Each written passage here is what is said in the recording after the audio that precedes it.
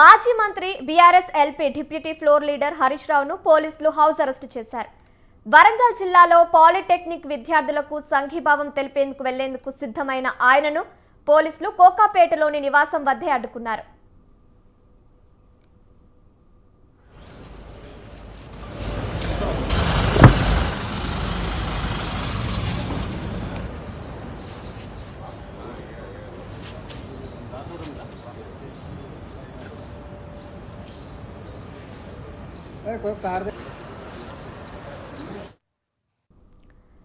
వరంగల్ పర్యటనకు అనుమతి లేదంటూ పోలీసులు హరీష్ రావును బయట వెళ్లకుండా నిలువరించినట్లు సమాచారం.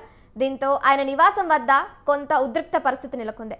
విద్యార్థుల సమస్యలను తెలుసుకునేందుకు వెళ్తున్న ఆయనను అడ్డుకోవడంపై హరీష్ రావు పోలీసుల తీరుపై ఆగ్రహం వ్యక్తం చేసినట్లు తెలుస్తోంది.